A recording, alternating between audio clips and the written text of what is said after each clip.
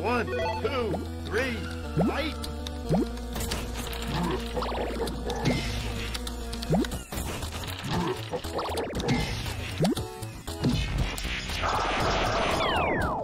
You win!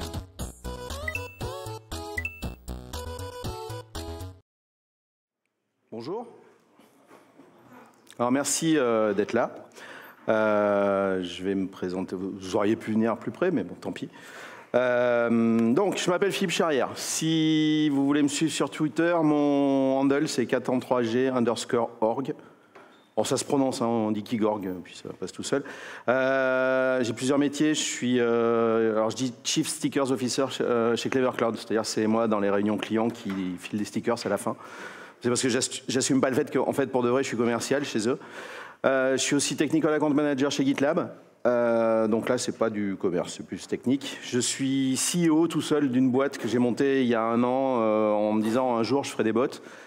Donc j'en ai plusieurs qui traînent mais que j'ai jamais sorti, ça arrivera peut-être. Je suis co-leader du GDG Cloud et IoT de Lyon. Donc si vous avez envie de passer par Lyon et parler de cloud, de Google ou de choses comme ça, n'hésitez pas à venir me le dire.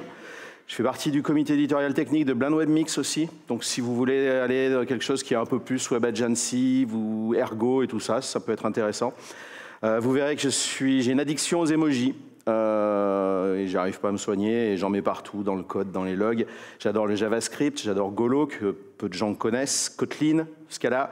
Je déteste Java, j'aime pas ça. Et encore plus le CSS. Alors, les origines et l'objectif de ce... Alors, j'ai dit que c'était pas un talk, c'est plutôt un espèce de tutoriel. Il y a quelque temps, j'avais besoin de faire un front web pour un projet perso, enfin pour ma boîte. Donc, les projets que je ne sors pas, donc.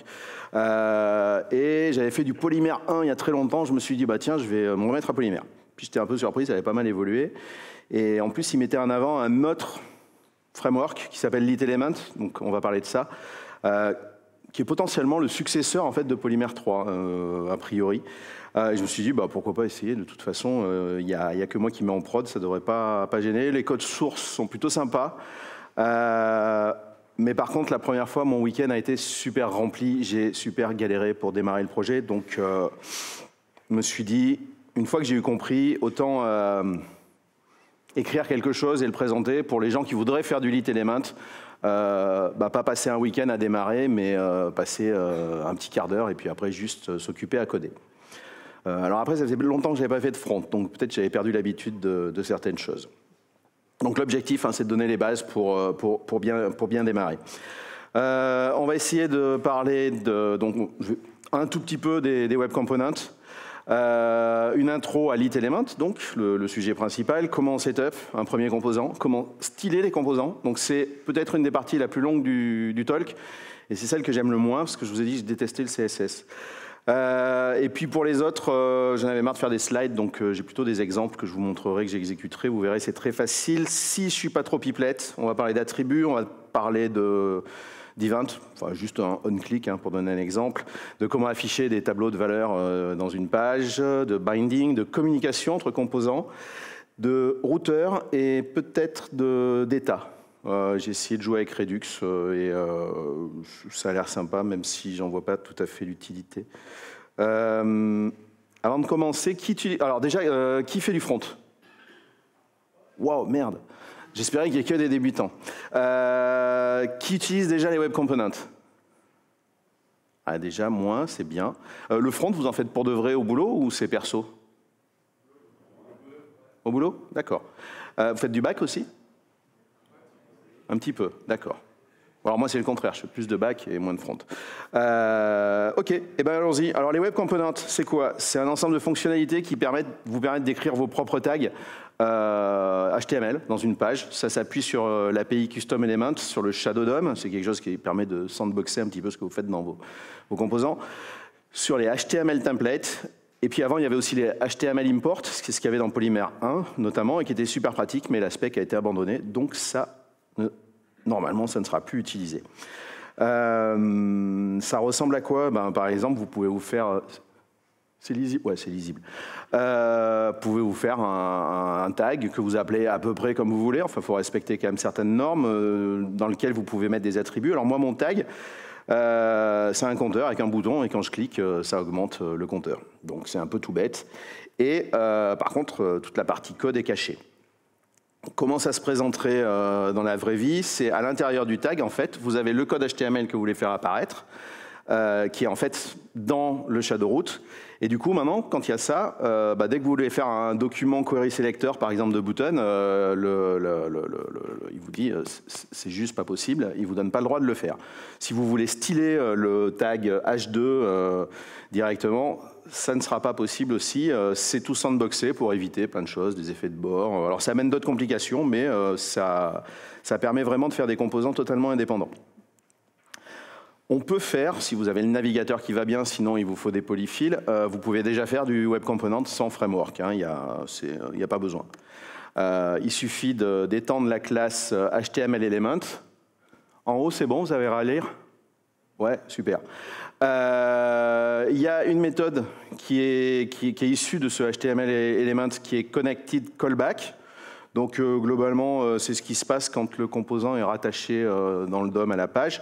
Donc là, vous pouvez initialiser des variables, dire que vous l'attachez au Shadow DOM, et puis lancer des méthodes que vous avez écrites. Donc là, moi, j'ai fait une méthode render, je me suis créé une méthode HTML qui me permet de, via render, je lui passe une string avec tout mon HTML.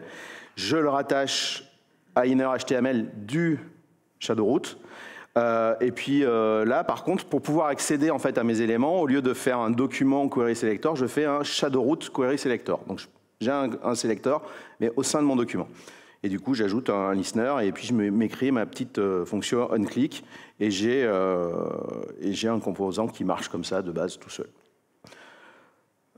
Et c'est tout. Si je crois qu'il fallait penser à faire quelque chose, c'est oui. Je l'ai mis où? Bon, oui, il faut utiliser l'API Custom Element Define pour dire j'enregistre mon composant et je vais l'utiliser. Et si vous le faites 2 fois, ça peut être une erreur. Par contre, votre composant, c'est réutilisable. Donc vous pouvez le réutiliser plusieurs fois dans la même page ou ailleurs. Pardon. Donc, lit element et lit HTML. Je vais vous expliquer pourquoi je parle de ça. Donc c'est fait par l'équipe du projet Polymère. Donc lit element, en fait, c'est juste une classe de base que vous allez, qui va vous donner des facilités pour faire des web components. Mais vous instanciez la base un petit peu comme la classe, comme celle que je vous ai montrée tout à l'heure. Après, ça ne fait pas grand-chose, hein, ça fait juste l'essentiel. Pour la partie template HTML, ça va utiliser la lib qui est faite par la même équipe, lit HTML. Et puis tout le reste, ne vous embêtez pas, c'est juste du JS. Donc si vous avez des questions existentielles, plutôt que d'aller lire la doc de lit element, à la limite, allez lire la doc de JS, ça sera plus simple. De toute façon, il n'y a pas grand-chose dans la doc de lit element. Mais vous ne vous retrouvez pas dans un contexte comme pour du Angular ou du React où il faut avoir passé plusieurs semaines avant de pouvoir commencer, en fait. Il y a Julien Langrand, qui est un Français qui bosse chez ING en Hollande, qui m'a demandé de faire la remarque que lit element n'est pas un framework, mais une librairie. Ça le gêne beaucoup quand les gens disent framework. Moi, si vous dites framework, perso, je m'en fous. Hein. Ça ne me dérange pas. Mais ça lui faisait plaisir. Donc, vous pouvez même tweeter que je l'ai dit. Je lui ai promis que je le ferai. Lit HTML, donc, comme je le disais, c'est créé par l'équipe Polymère. Et en fait, c'est pour faire des templates HTML dynamiques. Ça vous donne des petites facilités et c'est très facile à utiliser. Vous pouvez utiliser que lit HTML dans vos propres frameworks à vous. Hein. Vous faire un framework web component et utiliser lit HTML. Ça marchera très bien. Les deux sont, enfin, lit HTML est vraiment indépendant. Comme je vous le disais, plus besoin de connaître grand-chose, si ce n'est le JavaScript, ou presque, un peu de HTML et de CSS. Alors, comment ça s'installe? Super facilement. Alors, vous pouvez l'installer avec NPM. Moi, je ne sais pas pourquoi, ça a galéré, mais je pense que mon Mac est devenu du n'importe quoi en termes d'install. Donc, avec Yarn, par contre, Yarn, ça passe partout. Il vous faut la Polymère CLI. Donc pour l'instant, ils ont gardé tout le tooling Polymère. Ça va vous permettre de servir votre web app en mode dev et puis ça va vous permettre de la builder après pour aller la déployer sur un serveur. Donc vous faites votre yarn install, vous créez un petit répertoire dans lequel vous allez aller. Pour la petite histoire, les emojis marchent aussi dans les noms de répertoire, mais je ne pense pas que ce soit la meilleure idée qui soit. Une structure d'un projet Elite Element, c'est une page index, un fichier package.json parce qu'il y aura les dépendances dont vous avez besoin, un répertoire SRC dans lequel vous allez mettre vos composants. Et normalement, vous partez d'un composant de base qui finalement va intégrer les autres composants. Le polymère.json, c'est ce dont a besoin la polymère CLI pour servir et builder. Enfin, surtout pour builder. Votre package.json, il n'y a pas grand-chose dedans. Il y a les polyfills Web Component.js. Il y a LiteElement et LiteHTML. Et puis après, toutes les libs dont vous avez besoin. Donc, le fichier, donc celui qui est ici, là, le main application.js, vous pouvez l'appeler comme vous voulez. Hein. Il va ressembler à ça. Donc, vous importez LiteElement et HTML. Enfin, HTML, c'est LiteHTML. Vous héritez d'une classe LiteElement et vous avez une méthode render dans laquelle vous faites un return de votre template. Et vous passez par le template tag HTML. Comme il y a des interpolations de string, après, vous pouvez mettre des variables dedans sans aucun problème. Vous avez la partie standard Custom Element Define pour définir votre composant dans votre application. Et dans le code HTML, c'est tout simple, vous rajoutez un tag main application. Ou Toto, si vous l'avez appelé Toto, bien sûr. Et en dessous, ou au-dessus, vous insérez un script et vous dites bien qu'il est de type module, sinon ça ne marchera pas. Et après, vous faites un polymer serve et vous avez une super application qui est servie dans votre navigateur. Alors à chaque fois que vous codez, il faut aller faire un refresh, il n'y a pas de refresh automatique. Après, vous pouvez vous faire du tooling pour ça, mais il n'y a pas de refresh automatique avec la polymère CLI. Ça va jusqu'ici? Ouais, la digestion n'est pas trop difficile. OK. Quand vous voulez passer en production, eh ben, vous allez avoir besoin d'abord d'aller renseigner votre fichier polymère.json. C'est là où j'ai passé le plus de temps, en fait, parce que j'ai rien compris à la doc. Enfin, pas habitué en plus à l'utiliser. Et j'avais un fichier polymère.json qui était grand comme ça, avec plein de choses. Ça tournait, mais plein de choses qui servaient à rien. Donc j'ai fini par arriver à avoir un truc très simple, assez simple. Vous lui donnez le point d'entrée, c'est votre page index.html. Et globalement, le reste, il va se débrouiller pour le trouver. Vous lui donnez les dépendances externes, donc c'est les polyfills en fait des web components. Vous lui donnez le nom du build, donc moi je l'ai appelé ES6-bundled, mais vous pouvez l'appeler Breascamp ou ce que vous voulez. Le niveau de navigateur, enfin de JS supporté quand il va tout builder. Ensuite, vous pouvez dire si vous voulez minifier ou pas. Quel type de module vous voulez utiliser, si vous modifiez le CSS, le HTML. Le Add Service Worker, je ne sais pas à quoi ça sert, je n'ai pas regardé encore, ce n'est pas la partie que j'ai attaquée. Pareil pour Add Push Manifest. Mais juste celui-là suffira pour l'ensemble de votre projet, pour tous les composants que vous rajoutez. Parce que si vous prenez la doc de la polymère CLI et d'anciennes versions de LiteElement, en fait, il vous rajoute à chaque fois tous les composants. Donc si vous avez 100 composants, il faut aller les balancer dans le polymère.json. Et c'est chiant. Mais il n'y a plus besoin. Donc, vous faites un polymère build, ça va vous construire un petit répertoire build avec, à l'intérieur, la distribution que vous pouvez livrer en prod. Et si vous voulez la servir pour vérifier que ça existe, vous refaites un polymère serve, mais vous mettez le pass vers ce qui a été buildé de cette façon, et vous pouvez vérifier que ça marche pareil. Ce qui semble logique, mais vérifiez-le régulièrement, parce que des fois, en fait, ça ne marche pas pareil. Et ça veut dire que vous avez oublié quelque chose quelque part ou que vous avez mal mis un pass. En fait, le polymère serve en mode dev est beaucoup plus permissif que le polymère build. On va ajouter un composant. Alors, pour faire ça, c'est pas dur. On crée un nouveau fichier, JS, et comme le composant principal, il hérite de LiteElement et il a une méthode render. Pas compliqué. Et vous le mettez. Alors moi, je l'ai mis directement dans la SRC. Après, vous pouvez faire des sous-répertoires et classer les choses proprement et être beaucoup plus organisé que moi. Vous enregistrez avec define votre élément. Donc globalement, c'est le nom du tag en paramètre, virgule, le nom de la classe que vous avez définie. Et après, dans votre fichier main application JS, au sein du template HTML, vous rajoutez votre tag. À la fin des slides, j'explique que j'utilise VS Code et j'explique quel plugin j'utilise pour coloriser l'intérieur des strings en HTML. Parce que sinon, c'est vrai que sinon ça va être tout en vert ou enfin monochrome, c'est pas super sympa à utiliser. Alors, j'ai rajouté mon tag au sein du tag HTML de la main application. Par contre, vous voyez bien, au-dessus, j'ai fait un import de ma classe pour qu'il puisse la voir.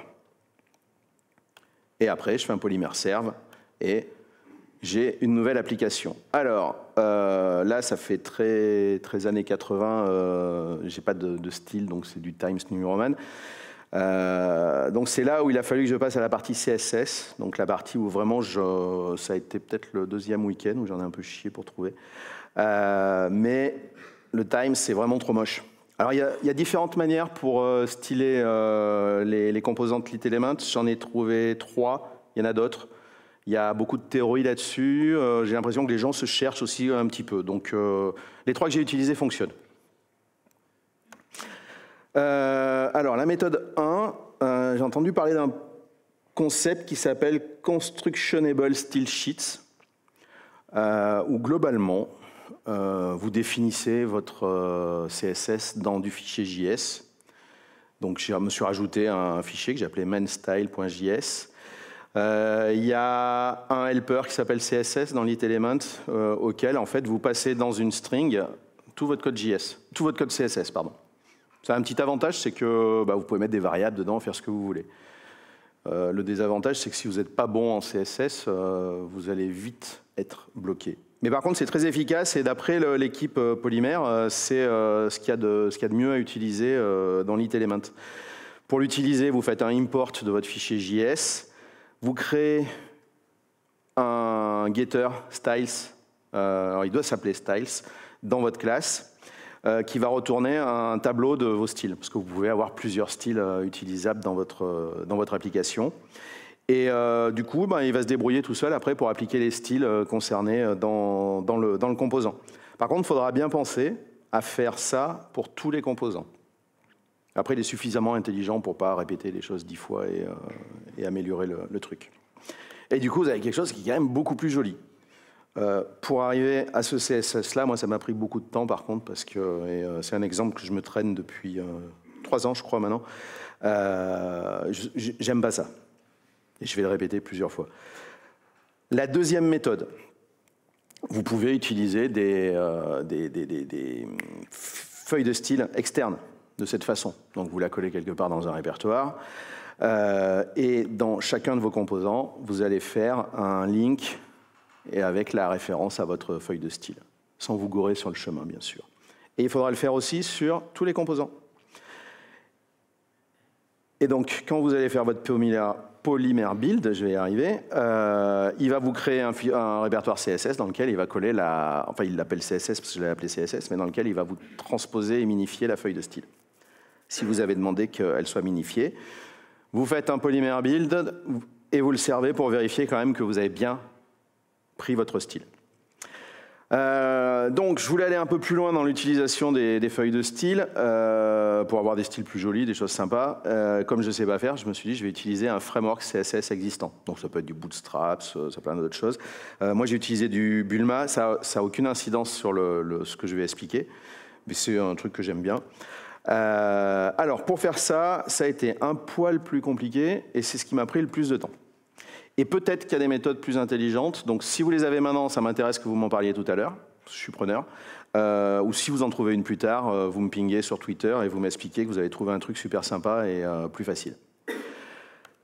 Je me recrée un fichier de style.js dans lequel, cette fois-ci, je me crée un template HTML dans lequel je vais inclure ma feuille de style, Bulma CSS, mais aussi une autre, stylesheet.css. En fait, c'est juste ça pointe sur les polices de caractères que je veux utiliser. C'est pour ça que j'en avais besoin de 2. Ensuite, je vais dans mon composant, je fais un import de style, et pour pouvoir l'utiliser dans le tag HTML, en fait, je vais inclure une variable avec un $ et des accolades et le nom de la variable. Et comme ça, je pourrais utiliser Bulma CSS ou tout autre framework CSS directement.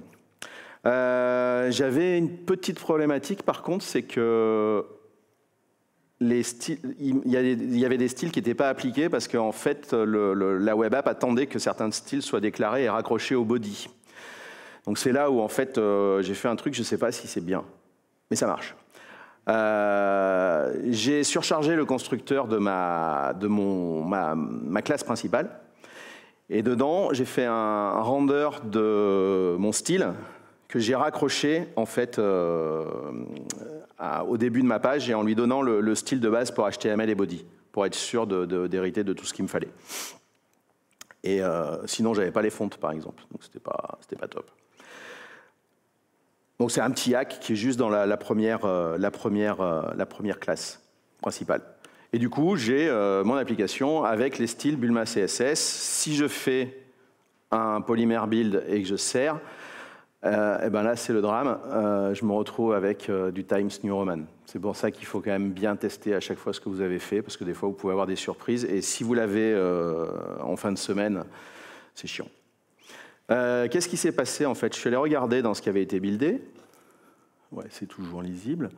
Et en fait, j'ai bien mes feuilles de style, mais je n'ai pas mes polices de caractères. Alors, je pense que des gens qui faisaient déjà du polymère auraient trouvé beaucoup plus rapidement que moi. En fait, il faut aller dans le fichier polymère.json et dans les dépendances, il faut lui rajouter le chemin vers les fontes. Et comme ça, il va les récupérer. Vous refaites un build, et là, vous avez dans votre build les fontes, et cette fois-ci, vous aurez quelque chose qui est stylé correctement. Alors, normalement, ça n'affiche pas le petit chat, c'est juste j'étais content quand j'ai trouvé, donc je l'ai rajouté dans le slide. Donc, tout redevient normal à ce niveau-là. Donc, normalement, une fois que vous avez ça, vous pouvez commencer à coder tranquillement et à juste essayer des choses. Donc, on va aller un peu plus loin, mais cette fois-ci, je vais vous le montrer dans mon IDE. Ça sera plus sympa. Comment je fais? Hop, exit. Tadada. J'ai une démo. Alors après, il faut que je fasse jouer ma mémoire, parce que là, je n'ai pas de note de speaker. Vous savez ce que c'est les attributs HTML, hein, c'est les petits trucs qu'on met dans un tag avec des informations, et puis comme ça, on les passe aux composants. Donc moi, je voudrais... Pardon? Ah ouais, c'est mieux peut-être si je le... Vous avez raison. Comment je clone mon truc?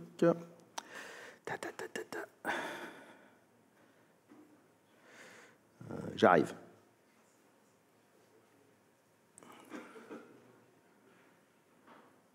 Arrangement.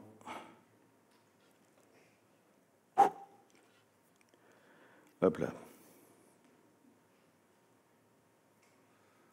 Donc, je veux me créer un composant auquel je puisse passer des attributs, des informations. On va voir si c'est lisible ou pas, si j'affiche le... Un peu plus gros peut-être? Ouais. Alors...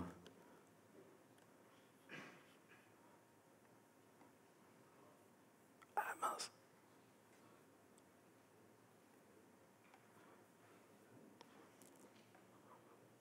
Ça va, en haut, vous arrivez à lire normalement. Hein. Donc, je veux jouer avec, j'ai dit, avec les attributs. Donc pour ça, il va falloir que je fasse une inclusion, enfin que j'importe, on va dire, un nouveau composant que je vais appeler mySubtitle, qui sera dans un fichier my-sub-title.js. Il faudra que dans mon tag principal, je l'affiche, donc comme ça. Donc quand je dis attribut, en fait, c'est ça. Hein. Je veux pouvoir passer des informations via ça à mon composant. Il va falloir que je crée le composant. Hop. Tac. Alors, tout composant lit-élément, en fait, commence de la même façon. Hein. C'est une classe qui étend lit-élément et qui va avoir globalement une méthode render. Alors, cette fois-ci, je vais lui ajouter des propriétés. Vous savez, tout à l'heure, j'avais style sans propriété, mais vous pouvez utiliser plein d'autres trucs. Et notamment, il y en a une que je vais appeler myText. Je précise que c'est un attribut. C'est une spécificité à lit-élément. Et je lui dis que cet attribut-là, donc ce qu'il y avait dans mon tag HTML ici, s'appelle myText, pour pouvoir faire le lien. Donc j'ai ajouté ma propriété. Et ensuite, je vais lui dire, bah, tu me fais un rendu de ma page. Donc là, en fait, il va faire un H2, il va utiliser le style de Bulma que j'utilise, Subtitle, et il va afficher la propriété MyText. C'est mieux de créer des propriétés. Si vous aviez fait un constructeur avec un 10 MyText égale Toto, ça marcherait, mais il n'y aurait pas de refresh après, en fait. Alors que si vous utilisez les propriétés et que vous changez quelque chose, le refresh se fait automatiquement. Donc, globalement, si je fais un polymère serve et que j'appelle mon navigateur, hop, il me dit j'ai pas trouvé. Parce que je suis bête. Hop.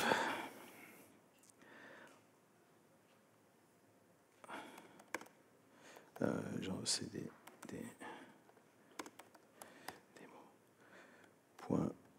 .tmp. Il faut pas faire polymère serve dans SRC, il faut le faire à la racine du projet. Hop. Donc on va retourner sur le truc, on va faire un refresh. Voilà, c'est beaucoup mieux.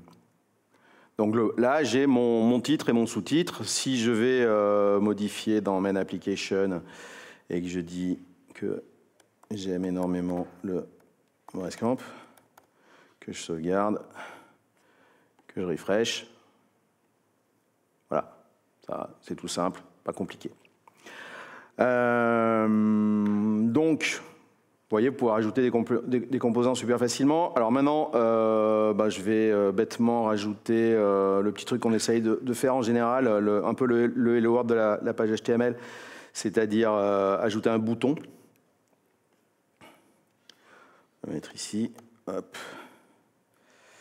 Donc, toujours le même principe, vous importez votre composant, vous allez le mettre, où est-ce que je l'avais mis? Je ne sais plus, ici. Vous importez, vous créez un tag. Il faut que je retourne sur créer votre fichier. Hop.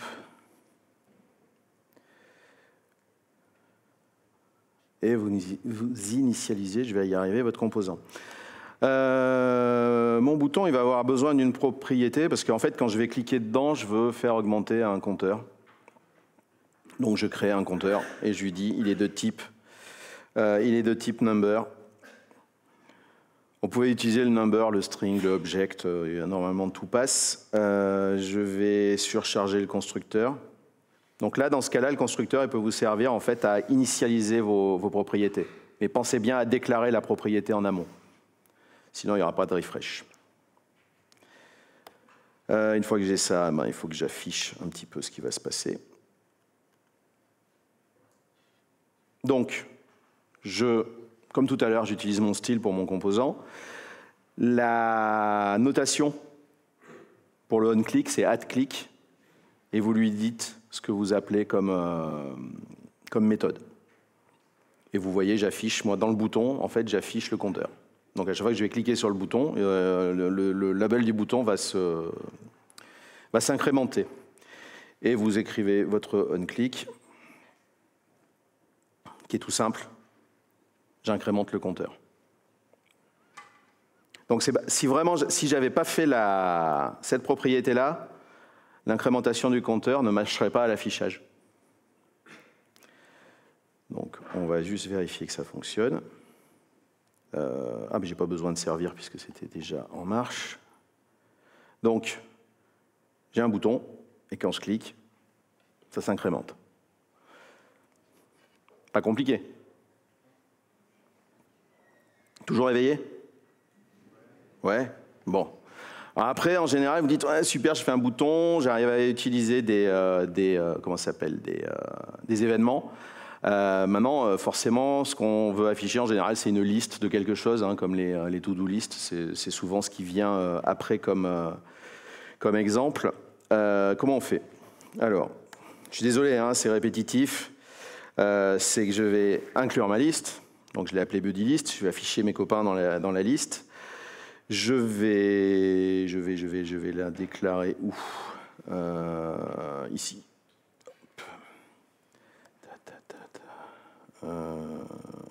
Hop. Ici, je vais sauvegarder quand même, créer un fichier. Non, pardon. Hop. On va baisser un peu pour gagner en visibilité. Donc, toujours la même chose. Vous ajoutez property. Donc en fait, moi, ça va être la liste de mes copains qui est un tableau. Je vais l'initialiser dans le constructeur. Donc je vous l'avais dit, hein, pour les emojis, je ne sais pas faire sans. Et je vais afficher ma liste. Donc qu'est-ce que je fais? Toujours mon style. Ensuite, je veux une table. Donc, mais après, je vais vouloir itérer dans la table. Alors c'est là où en fait ça devient sympa, c'est que ne vous posez pas de questions de savoir s'il y a une directive qui existe dans lit-element ou pas pour faire ça. Alors, il y en a peut-être une dans lit-html, je ne sais pas, mais vous prenez votre tableau, vous faites un map dessus, et dedans, vous lui rebalancez un tag, et en fait, il va vous transformer les tags avec le map et vous afficher ce dont vous avez besoin. Donc c'est du pur JS en fait. Et vous pouvez faire toutes les transformations que vous voulez. Vous pensez bien à enregistrer votre liste. Je sauvegarde, on vérifie, et j'ai bien une liste de copains qui s'affiche. Donc, je répète, hein, c'est dès que vous avez un truc compliqué, vous dites je ne sais pas comment je vais faire, vous ne prenez pas la tête. En général, dans la doc de JavaScript sur Mozilla, vous aurez la solution. Maintenant, j'aimerais bien.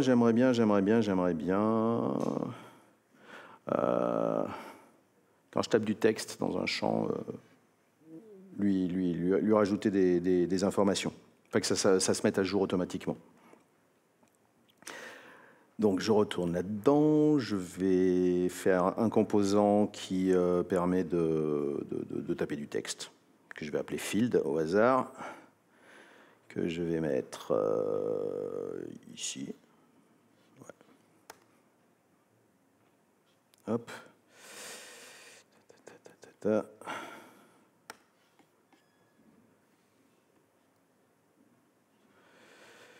Et lui, il va être tout simple. Pas tout simple. Il y a un peu de HTML dedans. Donc, j'ai ma méthode render. J'ai un tag input dans lequel je lui dis, dans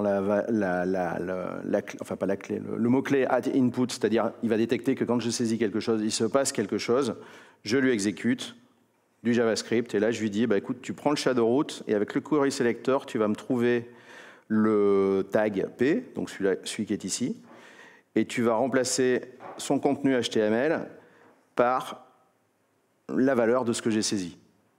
Pareil, hein, hormis le fait que ça s'appelle shadow root, au lieu de query selector, c'est du pur JS.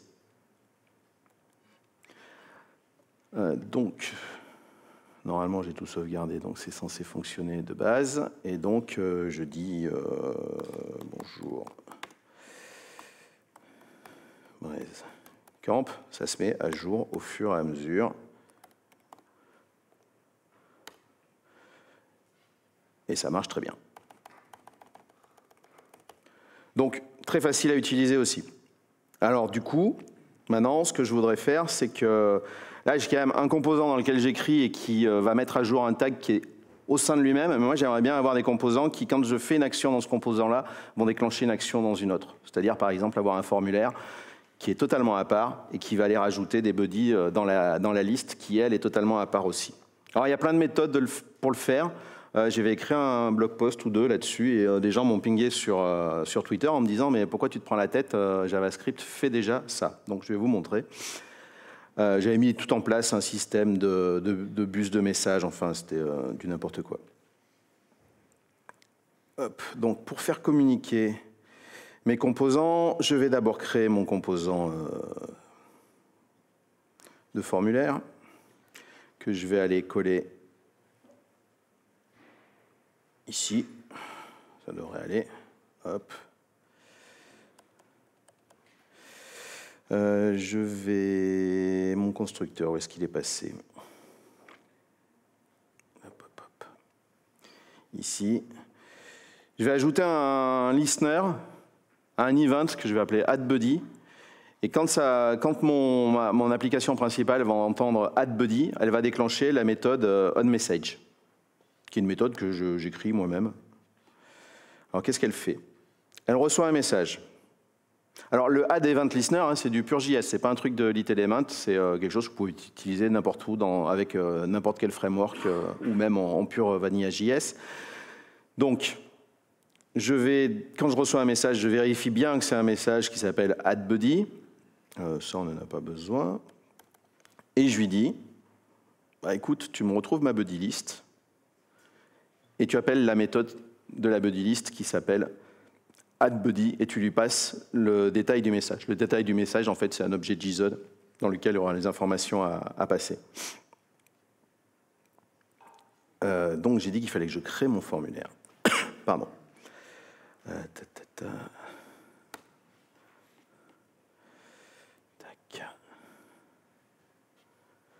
Alors là, je suis allé un peu plus vite parce qu'il ne me reste que 19 minutes. Oui, c'est ça.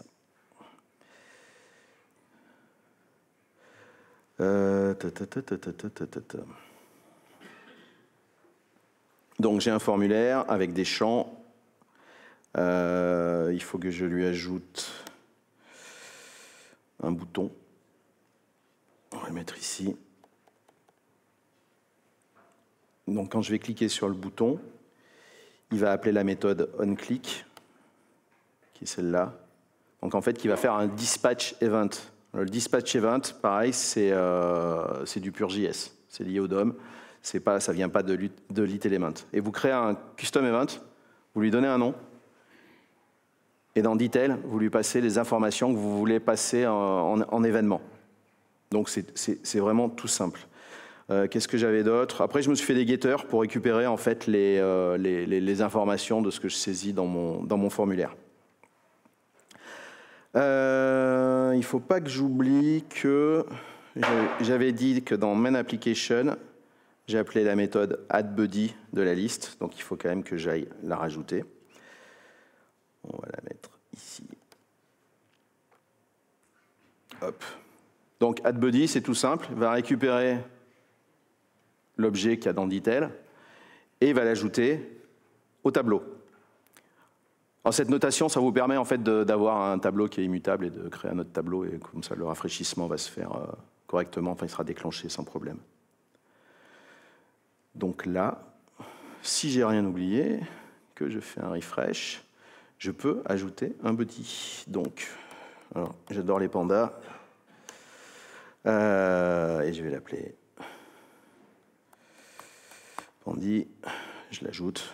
Et ça marche automatiquement. Mes deux composants, en fait, ils ne sont pas l'un dans l'autre, hein, ils sont vraiment à part dans la page. Hein. Donc ce système-là, vous pouvez l'utiliser pour plein d'autres choses. On va enregistrer un pour la forme, pour bien montrer que ça marche. Je vais appeler Buddy. Hop. Donc vous voyez, tout simple. Donc ça, c'est ce que je vous ai fait, c'est la partie communication. Maintenant, j'avais dit quoi? Routeur. Alors, allons-y. Alors, pour le routeur, il y a un projet qui est fait par l'équipe Polymère qui propose des petits helpers, justement, et notamment, dedans, il y a un routeur. Donc, il faut juste que je me souvienne comment on fait. Il faut inclure le routeur. Hop. Alors, ce que j'ai fait, en fait, j'ai des composants qui sont tout prêts. Pardon. Title 1, c'est juste un titre de taille 1. Title 2, un titre de taille 2. Et Title 3, un titre de taille 3, que je ferai afficher en fonction de ce qui se passe dans le routeur. Le repo de l'équipe Polymère là, pour faire le routeur, en fait, s'appelle pwa-helpers et il a quelque chose qui s'appelle install router. Il va me falloir une propriété aussi. Non, c'est pas ça. Je vais y arriver. Hop. Donc subcomponent, c'est la propriété dans laquelle je vais balancer mes tags HTML pour les afficher. Je vais initialiser tout ça.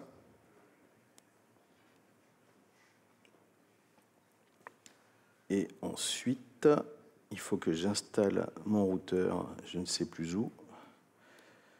Hop. Pardon. Donc, où est-ce que je suis? Je suis allé trop vite. Voilà. Le install router que j'avais récupéré ici, en fait, ça me permet, en fonction de ce qui se passe dans l'URL ou dans les liens qui sont cliqués, de déclencher différentes choses. Donc, je teste, moi, ce qu'il y a dans mon URL. Et en fonction de ce qui se passe, je lui fais mon subcomponent, qui est une propriété de mon application principale, tu m'inclus dedans un tag HTML. Et il faut quand même que j'aille le mettre quelque part. Hop.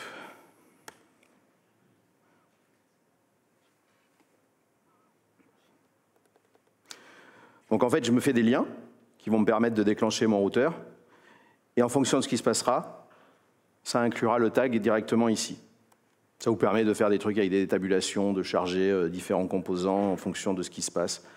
Il faut que je retourne ici.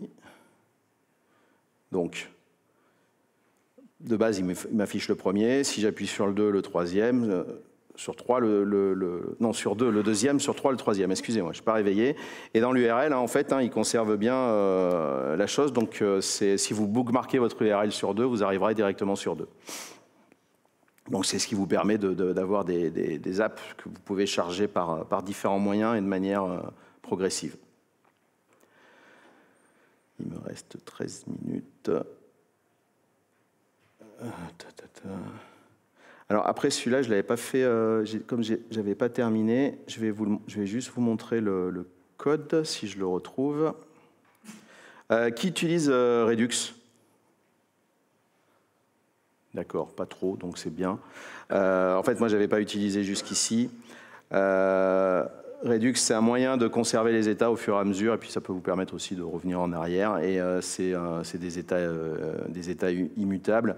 Donc, ce que j'ai fait, c'est que je me suis installé Redux. Alors, il y a un bug, donc en fait, au lieu de faire un import create store from, j'ai mis quelque part le lien vers l'issue. Il faut faire un redux/es/redux.mjs parce que en fait, sinon le code essaye de trouver la variable d'environnement Node parce qu'il s'attend à avoir du code côté serveur et ça marche pas. Donc avec ça, ça fonctionne. Je me crée un en fait, c'est pour faire un compteur. Je me crée un reducer. Je lui dis que le state est égal à 0. Je lui passerai l'action aussi. Et après, je regarde si mon action, c'est increment ou décrement, et je modifie le state en fonction. Et j'exporte mon store avec la méthode createStore, en fait, qui vient de Redux. Et du coup, dans mon code, ça devrait ressembler à... donc, j'ai mon code HTML dans lequel j'ai 2 boutons, increment et décrement, et un bouton myCounter. Dans myCounter, j'importe mon store, je lui fais une propriété counter que je vais afficher. Je lui dis qu'à l'initialisation du composant, alors ça c'est une méthode des classes LitElement, ma valeur counter, elle va prendre la valeur par défaut du store, donc c'était 0. Elle va s'abonner au store, donc s'il se passe quelque chose, en fait, elle va prendre l'état du store. Et du coup, dans mes boutons, pareil, j'importe le store et je balance un événement au store. Donc dans le cas du decrement button, je lui envoie le mot-clé decrement, et dans le cas de increment button, je lui envoie le mot-clé increment. Et c'est pas plus compliqué que ça. Il faudrait que j'arrive à le lancer. Hop. Non, c'est pas ça, pardon. Hop.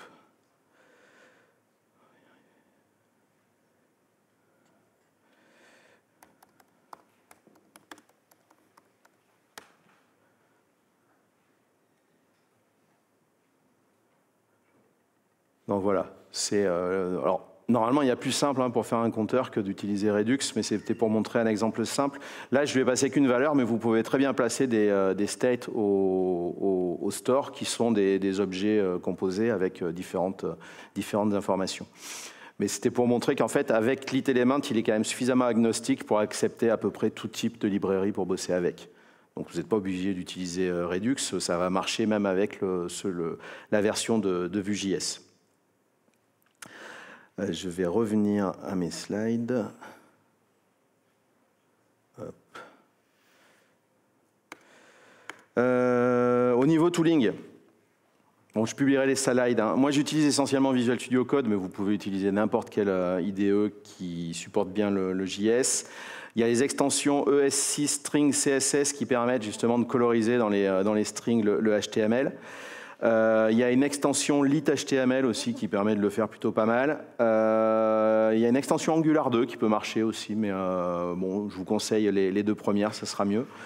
Rien à voir, mais super pratique, c'est le Bracket Pair Colorizer 2 qui vous permet de suivre, quand vous avez du code un peu trop imbriqué, machin, vous savez quelle est la dernière accolade ou parenthèse à suivre, c'est plutôt pas mal. J'utilise pas mal Better Comments aussi. C'est en fonction des tags que vous mettez dans vos commentaires, ça colorise en fait les comments. Vous en avez en orange, en rouge, en vert, en bleu, tout dépend et c'est pas mal pour se relire. En termes de ressources, alors vous avez les URL des deux projets principaux. Vous avez le Slack de Polymer qui a des channels dédiés à lit.html et à LitElement, où en plus vous pourrez retrouver Horatio par exemple dessus et lui poser des questions. Il y a le blog des développeurs Google qui est très intéressant. Alors ils ne sortent pas souvent de blog posts sur le sujet, mais quand ils y sont, ils sont très détaillés. Vous avez le OpenWC qui fournit des exemples LitElement qui sont très simples et très faciles à utiliser et qui sont nombreux. Vous avez une liste, une awesome list, il n'y a pas encore beaucoup de choses dedans et elle n'est pas forcément tout le temps mise à jour, mais n'hésitez pas à participer dessus. Le deuxième lien en dessous, j'ai oublié ce que c'était.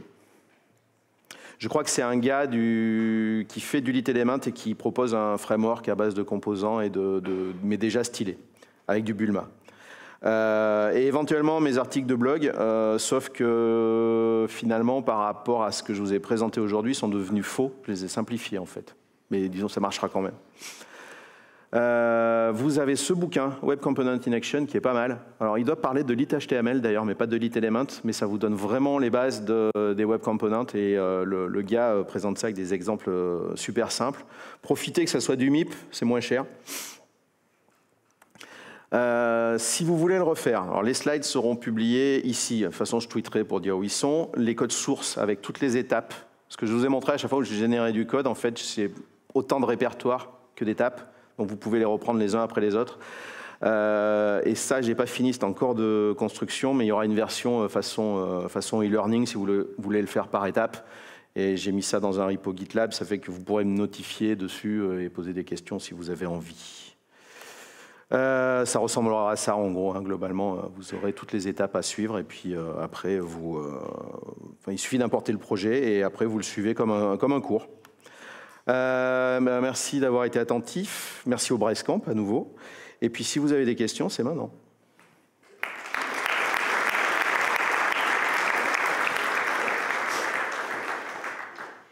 Je bois un peu. Oui? Non? Ici. Ah, pas compliqué, hein? Tu le sais. Non. Quand tu as fait un import et utilisé un composant à l'intérieur d'un autre, oui. Tu as montré que tu devais faire l'import en haut, ouais. Mais techniquement, il n'y a rien dans ton code qui disait que ça ne compilait pas et que ça ne pouvait pas passer. Non, quand tu vas faire le refresh de ta page web, tu l'auras dans la console des Developer Tools. D'accord, donc ça, c'est pas checké. La CLI, la CLI affiche des choses dans la console. D'accord, ok. Pour moi, oui, c'est vrai, parce que souvent elle m'a dit que ça allait pas, mais là, comme j'avais préparé le code à l'avance. Okay. Mais oui, la CLI est plutôt même, comment on dit, assez parlante, quoi. Trop même des fois. Verbeuse, voilà. Je rappelle qu'on prend le même train, donc fais attention. Ouais, c'est vrai. Peut-être pas dans le même wagon, du coup. Merci pour ta presse. Est-ce que, à part écrire du CSS, Tu aurais une frustration, un truc que tu n'as pas vraiment aimé en utilisant ce framework, librairie, slash ce que tu veux? Non, c'est vraiment le CSS qui m'emmerde. Non, si j'en ai. Alors le CSS, c'est vraiment ce qui m'a embêté. Il faut que j'arrête de parler mal. Ensuite, l'autre chose, pour l'instant, ce qui me gêne, c'est que d'être obligé d'utiliser le tooling polymère, où je me dis qu'il est peut-être un peu démesuré par rapport à finalement quelque chose qui te fournit une classe et une librairie. Mais c'est tout jeune, donc ça va certainement évoluer, quoi. Puis voir, peut-être on n'aura même plus besoin de tooling dans quelques temps. Potentiellement, vous pouvez faire tourner du lit element, même sans polymère serve, directement dans des navigateurs qui le supportent. Si vous prenez la dernière version de Canary, ça doit marcher tout seul. Sauf que personne ne pourra l'utiliser. Mais après, alors, quand même pour continuer sur le chose justement qui n'est pas ma frustration, moi ce que j'aime énormément, c'est que j'ai pas à me perdre dans une doc comme la doc d'Angular par exemple, et je fais que du JS dedans. Ça veut pas dire qu'il faut pas lire la doc de lit element, parce que des fois il y a des façons d'utiliser qui sont mieux, qui sont plus optimisées, notamment pour les histoires de composants qui discutent ensemble. J'avais fait des trucs géniaux qui marchaient super bien, mais les gars m'ont dit ça sert strictement à rien, quoi. Alors pareil, hein, le Slack polymère, les gens sont super sympas. Ils n'ont pas toujours une réponse, des fois ils disent ouais, on aimerait bien aussi que ça marche, mais ils sont plutôt friendly, donc il ne faut pas hésiter à leur poser des questions.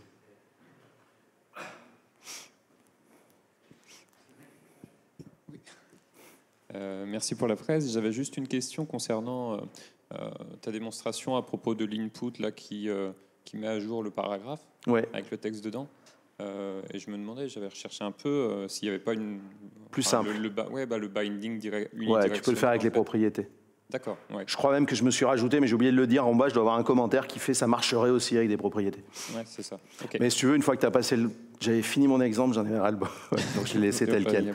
En même temps, c'était pour montrer le fait que tu peux utiliser le shadow root. Parce que moi, c'était ça, au début, le truc que j'arrivais pas à comprendre, c'est comment je fais pour accéder à mes éléments. Alors, c'est tout con, il fallait lire un peu la doc, mais du coup, quand j'ai compris qu'il y avait un sélecteur qui marche comme les autres sélecteurs, mais raccroché au shadow root, ça allait beaucoup mieux. Et du coup, j'ai laissé l'exemple comme ça. Mais tu as tout à fait raison, avec les propriétés, ça serait beaucoup plus simple et efficace.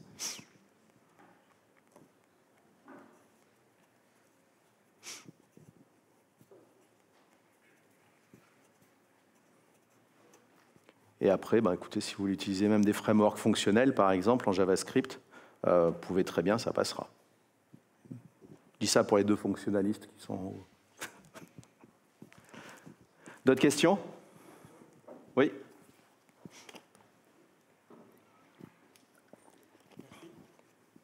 Excuse-moi, merci pour le démo. Est-ce que c'est une bonne pratique peut-être d'utiliser Webpack pour ouais, je pense. le hot reload? Il y a des gens qui utilisent Webpack et d'autres Parcel pour faire du lit element. Mais tant que j'ai pas tout compris, j'aime bien partir on va dire from scratch entre guillemets, avant d'essayer de comprendre après comment il faut le faire avec Webpack. Mais il y a quelques exemples qui sont montrés qui marchent très bien. Et je pense qu'à terme, quand tu veux, je pense pas qu'il faille le mettre en prod aujourd'hui, quoi. C'est pas un truc en entreprise pour faire l'informatique de gestion, dire on va faire du lit element tout de suite. C'est pas encore cuit, hein, ils en sont à leur début. Mais c'est assez intéressant. Et là, ils essayent de suivre le plus possible la spec. Mais par contre, le jour où tu veux le faire de manière professionnelle, effectivement, il te faudra un Webpack ou un Parcel, ou équivalent, quoi. Ou comme moi, parce que j'aime bien faire les trucs à la main, il ne faut pas m'en empêcher. Je vais faire la question qui va t'embêter. Ah. Le testing. Le micro est contre le test. Moi aussi. Et dans la doc, il y a des choses par rapport à ça? Dans la doc, non, il n'y a rien. Je crois, il me semble que je suis tombé dans tous les exemples. Il y a quelques repositories avec plein d'exemples. Et notamment, là, le gars qui disait ça serait bien de dire que c'est pas un framework, mais une lib. Et il y a des exemples avec du test. Mais je pense que le test si tu as du test qui fonctionne avec Polymer, ça fonctionnera avec lit element. Oui. Il faut que tu cours encore. Ah non, c'est 0. Tant pis. Oui, déjà merci pour la présentation. Et puis je me pose la question de la publication. Si tu veux faire un composant utilisable, est-ce que tu as des outils avec la CLI qui permettent de packager un composant pour le publier sur NPM par exemple, comme c'est fait avec Stencil? Oui, je ne sais pas le faire encore, mais oui, c'est faisable. Justement, Horatio a fait ça, je crois, il n'y a pas longtemps. En fait, quand tu vas sur le Polymer Slack, dans la partie qui concerne l'Element, régulièrement, tu as des gars qui disent « Ouais, j'ai publié un composant qui fait ça, qui fait ça ». Donc, en fait, il suffit d'aller regarder son exemple et ça a l'air assez facile. Et c'est vrai que moi, je n'utilise pas, j'ai tendance à vraiment faire des apps et puis mettre mes composants dedans. Et puis, mon besoin, il est arrivé il n'y a pas longtemps et la découverte de l'outil aussi. Mais oui, comme il respecte vraiment la norme pour faire que... je ne me rappelle plus le nom de l'outil, mais tu en as un qui te permet de packager des web components et les utiliser avec n'importe quel autre framework. Et ça marche très bien avec cet outil-là. Ouais, voilà, merci. Il faudrait que je rajoute un slide. Mais ouais, la norme est totalement respectée. Et en fait, la Polymer CLI, elle te fait un truc qui est... ce qu'elle fait avec Polymer, elle le fait avec l'Element en termes de build. Donc ça sera standard. Enfin, standard, selon Polymer, quoi. Merci à vous.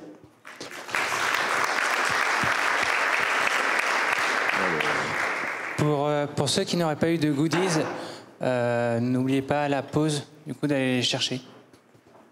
Maintenant, n'importe qui pourra aller les chercher.